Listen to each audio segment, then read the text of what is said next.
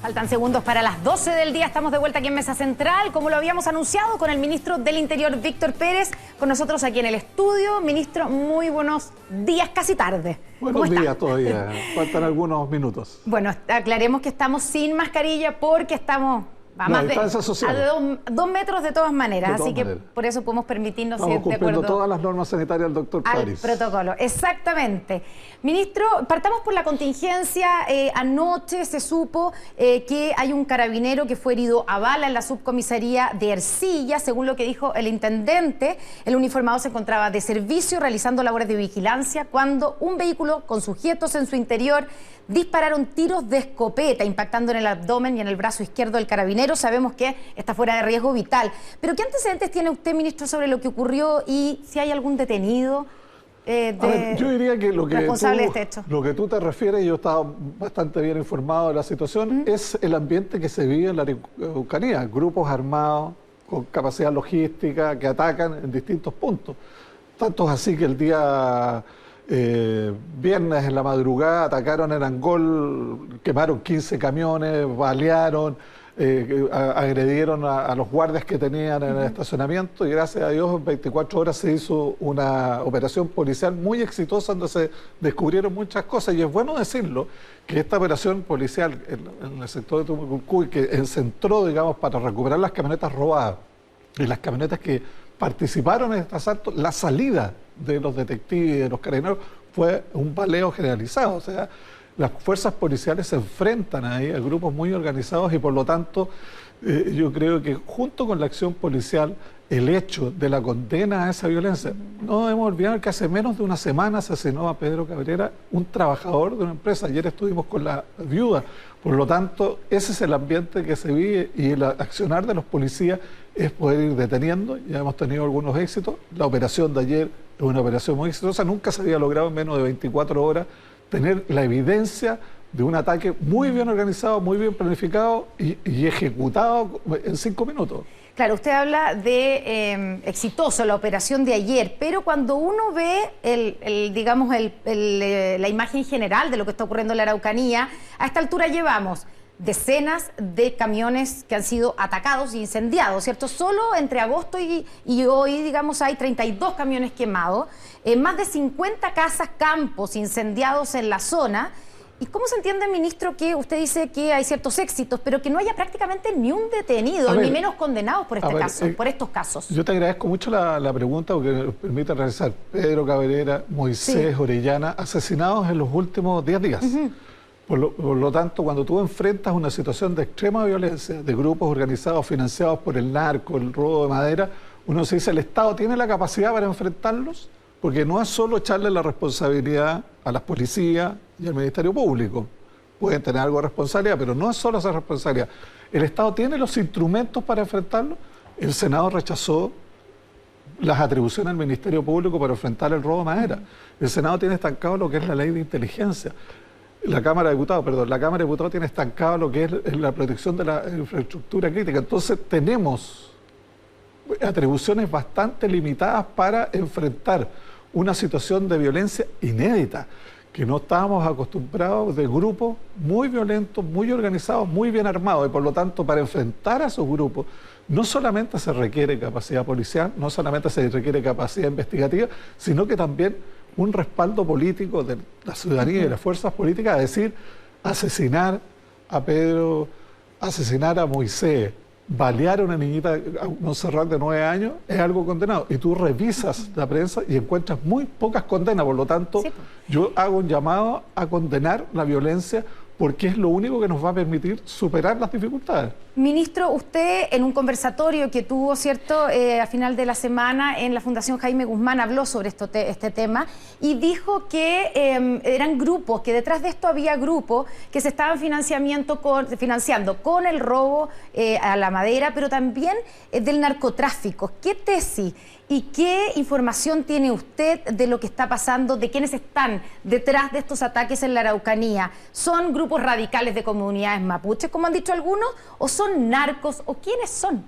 A ver, hay grupos radicales, hay grupos narcos, y todo internado en un grupo violento. Y eso te lo dice todo el mundo. Yo me he juntado... Ya, pero más allá de que diga todo el mundo, ¿cuál es la información que tiene el gobierno a partir de investigaciones que se han hecho? Ya hay personas detenidas con toneladas de droga. Ayer, en el operativo que se hizo, parte importante, armamento y drogas. Por lo tanto, por ende, hay una evidencia cada día más específica. Y además la gente en Coyipulli, la gente en Victoria, se conocen, la gente en Cañete, la gente en Contulmo, conoce la gente y sabe que hoy día los grupos radicales, que son los minoritarios en las comunidades, tienen vehículos, tienen armas y hacen ¿que son ostentación. financiados por grupos de narcotraficantes? No, ¿eso es? La droga, por la droga, y por lo tanto eso hay una investigación cada vez más dedicada a eso, y en todos los operativos que se han realizado, en todas las incautaciones que se han realizado, aparece la droga, y por ende las evidencias muestran de quién financia el armamento de guerra con que mataron a Pedro, quién financia los vehículos todos de alta gama que atacan permanentemente en distintos lugares. Financiamiento, eso cuesta recursos, cuesta dinero. Mantener grupos violentos que actúan en distintas partes del territorio cuesta logísticamente en armamento, y por ende toda la evidencia muestra robo de madera, droga. Y eso creo que nosotros estamos buscando mucho un esfuerzo en esa naturaleza. Y le puedo decir, usted conversa con cualquier dirigente político de oposición en la Araucanía, con cualquier alcalde de oposición en la Araucanía, y le va a decir exactamente lo mismo. Ya, pero da la impresión, y quiero preguntarle, ¿está sobrepasado el Estado, digamos, a través de las policías, a través del Ministerio Público, para combatir a estos grupos que estarían financiando estos ataques? Se lo pregunto porque cuando uno habla también con la gente que ha sido afectada por la violencia, te dicen, oye, aquí se demoraron 1 hora en llegar y después la verdad es que les da susto enfrentarse, no tienen la capacidad para enfrentarse al nivel de fuego que tienen estos grupos que están atacando, por ejemplo, en el caso de las casas que han sido incendiadas. Entonces, ¿no será que aquí hay una parte de nuestro país que está entregada a estos grupos que usted dice? Yo creo que ese es un análisis que le conviene absolutamente a los violentos. Ese es un análisis ¿Y no es real? No es real. Aquí hay un esfuerzo del Ministerio Público, de las policías, con una abnegación para enfrentar. Pero están sobredemandados y sin los instrumentos que una legislación democrática debe tener. ¿Pero por qué eso no se traduce en detenidos, ministro, y en condenas? A ver, ¿tú sabes por qué se desató la violencia inusitada en el caso de Celestino Cordia y en el caso de otro? Porque habían detenidos, había condenados. ¿Cuál fue el objeto? Sí, claro, eso es el caso, por supuesto, de la familia Luxinger-Macay, en ese caso. No, es un caso que tú mencionas, pero en la cárcel de Angol hay otros, 11, en total, 97, se ha detenido alrededor de 98 personas últimamente, pero a una que se indican como el comandante se ha detenido. ¿Suficiente? No es suficiente para enfrentar. Pero necesitamos una ley de inteligencia, necesitamos una ley de infraestructura crítica, necesitamos una ley que combate el robo de la madera, necesitamos instrumentos democráticos para enfrentar un ataque como nunca antes había recibido Chile en la región de la Araucanía, para generarle tranquilidad. Aquí la gente está con terror, con temor, con incertidumbre. Nosotros vamos a seguir y no nos vamos a rendir, vamos a enfrentarlo porque los violentos, pero no hay duda de que quienes han mantenido silencio frente a estos hechos empiezan a sacar la voz para aislarlo, porque lo principal es aislarlo. Y te quiero decir una cosa más, la inmensa mayoría de las comunidades indígenas son pacíficas. Yo fui senador por Cañete, Contulmo y Tirúa. La mayoría de los alcaldes de la zona de la provincia de Arauco son de Chile Vamos. El alcalde de Ercilla es de la UDI, por lo tanto la inmensa mayoría de la gente está por la paz, por la democracia. Y lo importante es que tener la infraestructura, la capacidad para enfrentar. Las policías hacen un gran esfuerzo, pero no tienen todos los instrumentos que una democracia tiene que tener. Y eso se llama ley de inteligencia, infraestructura crítica, antidroga y combate al robo de la madera. Ministro, hablando de violencia, hablando de carabineros, este viernes nuevamente hubo incidentes en Plaza Baquedano, un bus quemado, enfrentamientos entre manifestantes y carabineros, 12 detenidos. Según Carabineros, fue la jornada más violenta después de la pandemia. ¿Está preparado el gobierno y Carabineros para enfrentar un aumento de la violencia en esta conmemoración del 18 de octubre y del plebiscito? Absolutamente. Yo creo que lo que pasó el viernes es una buena marca. Grupos muy violentos. Llegaron alrededor de 1.500 personas Cuando empezó la violencia se fueron casi la mitad. Y por lo tanto 500, 400, muy violentos. Y eso también a mí me parece que es un buen signo, que ayer por lo menos por primera vez algunos partidos oficialmente dijeran que la violencia no conduce a nada. Nosotros debemos combatir la violencia, condenarla, aislarla. ¿Qué sacan con destruir los semáforos? ¿Qué sacan con destruir la Plaza Baquedano? ¿Qué sacan con hacerle invivible la vida a la gente que vive en las calles alrededor de la Plaza Italia? ¿Qué sacan? Generar terror, generar temor, y por lo tanto hay que combatirlos con mucho rigor. Y ahí, ministro, uno se pregunta también, y lo veíamos lo planteaba Patricia Politzer en el bloque anterior, ¿por qué, visto desde afuera por supuesto, Carabineros no logra aislar a esos grupos que son los grupos más violentos, que no son la mayoría de los que están manifestándose? ¿Por qué no logran detenerlos? Hay 12 detenidos nomás, usted dice que había como 500 personas provocando los desmanes. ¿Por qué no logran aislarlo y controlar esos grupos? Porque lo importante es que si a tú detienes a una persona, sea para que los tribunales lo mantengan, a lo menos en prisión preventiva. Y eso significa fragancia, significa pillarlo y poder determinar con exactitud que tiró una bomba molotov para dañar. Y eso es complejo, no es una tarea sencilla, por lo tanto se utiliza mucho la dispersión, se utiliza mucho que los espacios públicos sigan al servicio de la gente.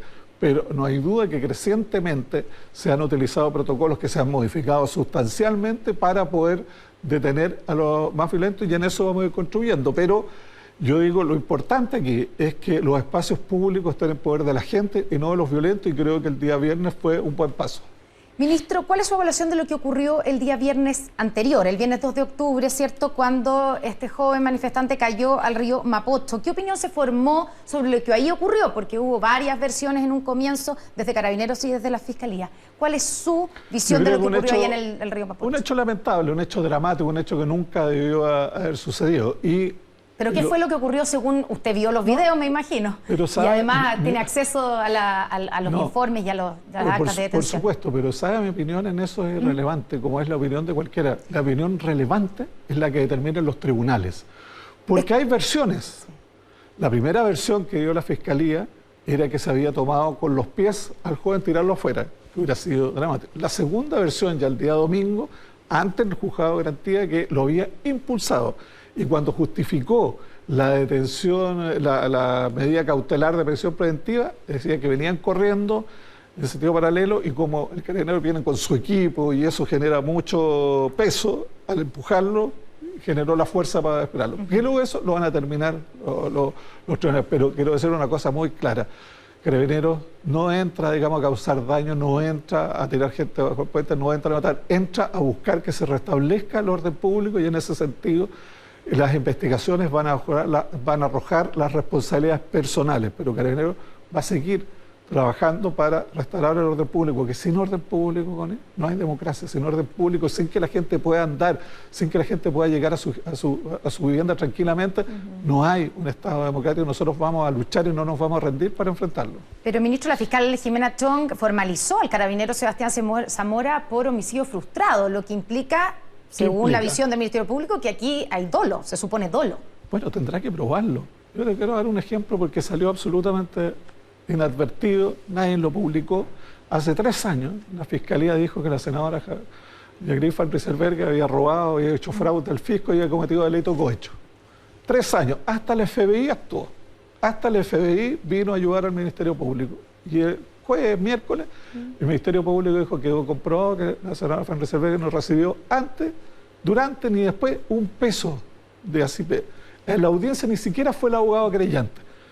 Revisa las declaraciones y las opiniones hace 3 años. ¿Qué está queriendo decir, ministro? Porque es la misma fiscal que estuvo detrás de ese caso, la fiscal Jimena Chong. Lo que estoy queriendo decir es que esperemos las investigaciones. ¿No está queriendo decir que hay sesgo por parte de la fiscal que está detrás de este caso y también del otro? Yo espero que no haya, y lo importante es que esperemos las investigaciones, porque tú sabes, en nuestro sistema procesal penal, cuando se formaliza a alguien, se dice, ¿sabe? Yo lo formalizo porque lo estoy investigando por ese delito y va a haber un debido proceso y la persona se puede defender. Yo llamaría a todos que esperemos cómo termina esto, y dudo, pero eso es una opinión personal, dudo que termine en homicidio frustrado. Ya, ministro, hay un problema y es evidente que parece haber un problema de cierta legitimidad por parte de Carabineros. La opinión pública recibió 3 versiones distintas de lo que ocurrió esa noche por parte de Carabineros. También usted dice de la Fiscalía, pero Carabineros 3 versiones. Y el propio gobierno en algún minuto instó a Carabineros a que aclarara qué es lo que había pasado. Entonces, ¿cómo queda la credibilidad de la institución que ya está afectada después de todo lo que ha pasado desde el estallido social? Absolutamente, y para mí es un tema a resolver, no hay duda, y nosotros hemos hablado con Carabineros, hemos hecho reuniones, hemos establecido protocolos para que la primera versión sea indesmentible, porque cuando tienes que desmentir tus propias versiones, agravan la situación. Y parece que hubiera encubrimiento. En este caso, yo lo he analizado bien, yo creo que fue un error, pero no encubrimiento. Fue un error, y producto, digamos, de la situación, pero estamos tomando todas las medidas. Ahora, en el tema de la legitimidad, yo todas las encuestas que he visto y todos los estudios de opinión y donde yo voy, tanto como senador y como ministro del Interior, lo que la gente pide es más Carabineros. Las encuestas muestran que Carabineros fluctúa entre 40 y 52% su adhesión ciudadana, los que lo critican 2%, 3%. Por lo tanto, yo creo que debemos buscar el tema más que apuntar con un dedo a ver cómo resolvemos los problemas. Y en eso el gobierno está, y el gobierno ha hecho un esfuerzo importante. Este ha sido el primer gobierno que está haciendo un esfuerzo importante en materia de Carabineros. El presidente convocó un acuerdo nacional, hemos presentado proyecto de ley. El día viernes formamos con expertos y con especialistas, nadie puede decir que de gobierno, para acelerar la reforma Carabineros. Porque tú sabes que los que más nos critican ahora, durante 24 años, lo único que hicieron fueron tener más Carabineros. 10.000 Carabineros todos los años, 1.000 Carabineros, 2.000. Pero, ¿qué hicieron en formación? ¿Qué hicieron en especialización? ¿Qué hicieron en transparencia? ¿Qué hicieron en modernización? Entonces, nosotros estamos haciendo esa tarea, es una tarea compleja, porque este estallido social del 18 de octubre generó en el país una violencia que nunca habíamos vivido, y por lo tanto, ni las organizaciones del Estado, ni Carabineros estaba preparado, y por lo tanto, poner sobre los hombros solo las policías el problema, a mí me parece que es una mirada muy miope y que tenemos que hacerlo juntos. Y yo hago un llamado a que resolvamos los problemas a fondo, más que apuntarnos unos a los otros. Ya vamos a ir a la modernización o reforma Carabineros, pero antes quiero preguntarle, la semana pasada vimos al gobierno, a través de sus diferentes voceros, también de sus palabras, siendo muy enfático en apoyar a la institución, en apoyar a Carabineros, pero no directamente a su director general, Mario Rosas. ¿Hay una mala evaluación de lo que ha hecho Rosas a cargo de Carabineros? Cuando nosotros decimos, lo ha dicho el presidente, lo he dicho yo, lo hemos hecho todos los ministros, nosotros apoyamos y respaldamos porque la labor de Carabineros es insustituible. Es lo que enfrentan a los delincuentes, los que enfrentan a los violentos, y por lo tanto, indudablemente tenemos que contribuir para que esa institución tenga las mejores capacidades, las mejores formaciones, y siempre lo hemos dicho dentro de la ley y dentro de la Constitución y las normas legales. Y por lo tanto, la protección de Carabineros, todo, la evaluación de sus mandos las hace el presidente de la República año a año. Estamos prontos para hacer el Pero Rosas depende de usted, pues, ministro. ¿Cuál es su evaluación? Del presidente. Yo creo que Carabineros está cumpliendo abnegadamente su labor. Yo no quiero transformar esta discusión en un general de honor. Fíjate que en los últimos años han salido, creo que 48 generales de Carabineros. ¿Se ha solucionado el tema por eso? No se ha solucionado. El problema es más de fondo. Entonces, esta discusión me parece superficial. La discusión tiene que ser de fondo, y por eso el gobierno está jugado en esa discusión de fondo. Ya, pero le pregunto, ¿por qué no sacó, ministro, al director general de Carabineros? ¿Se habría tal vez ahorrado una acusación constitucional en su contra? A ver, quien me conoce sabe que eso yo no lo voy a hacer. O sea... Pero usted sabía que si lo hacía podía salvarse la acusación. Pero es un chantaje. Y yo en política no estoy para soportar chantaje. Hay muchos hoy día en el país que son chantajeados, muchos que son amenazados y pueden sucumbir. Yo por lo menos no lo voy a hacer. Ministro, vamos a la modernización, al tema de fondo, como dice usted, ¿cierto? Esta modernización de Carabineros, reforma de Carabineros que le dicen algunos, que claramente hay un diagnóstico de que es necesario. Decíamos en el bloque anterior que además va a ser de largo plazo, no es algo que tome un día para otro. Han habido 2 comisiones al menos que se han hecho, donde se han hecho diagnósticos, una encabezada por el gobierno, otra por el Senado, por el senador Arboe, donde se han concluido más o menos lo mismo, que es urgente y necesario la reforma Carabineros. ¿Por qué entonces todavía todavía estamos haciendo una nueva, no sé si comisión, pero la unidad que empezó a operar el día viernes, nuevamente se da un plazo para hacer un diagnóstico de qué es lo que hay que hacer. ¿Por qué se ha perdido de alguna manera todo este tiempo en vez de estar actuando y modernizando Carabineros? El diagnóstico y los acuerdos que tú señalas se hizo marzo-abril. Entre medio hemos tenido la pandemia. Sí, que hace un ataque bastante brutal. Y lo que estamos haciendo ahora es implementar ese acuerdo. Y por lo tanto, la labor de esta unidad coordinadora es acelerar la reforma. El diagnóstico está hecho. El presidente les dijo en la reunión, es momento de actuar. Y hemos convocado a personas extraordinariamente preparadas para que nos ayuden a actuar. Fíjate que ya tenemos... ¿Pero no se debería haber actuado ya? No, estoy pensando, ha pasado un año desde el estallido social, que fue... De alguna manera ya había muchos problemas que venían de Carabineros, estoy de acuerdo, pero de alguna manera con eso ya se puso en evidencia que había problemas en Carabineros. Y se han hecho muchas cosas, los protocolos de actuación, recomendaciones de las organizaciones de derechos humanos del país que se han ido adecuando. Y hoy día Carabineros no dispara perdigones, actúa, digamos, de infantería, tiene una serie de modificaciones extraordinariamente importantes, pero ¿qué es lo que hemos hecho, digamos? El presidente de la República presenta un proyecto de modernización y transparencia. Aprobado por el Senado, la Cámara no lo aprobó por falta de quórum, va a ir a mixta. ¿Qué es lo que dice este transparencia? Hace una modificación sustancial para los temas presupuestarios y finanzas, producto del escándalo en el gobierno anterior que no hizo absolutamente nada y nosotros hemos tenido que asumir. Y además una cosa que es un paso gigante, que es por primera vez un control civil sobre decisiones estratégicas, sobre decisiones logísticas y personal por parte de la autoridad civil.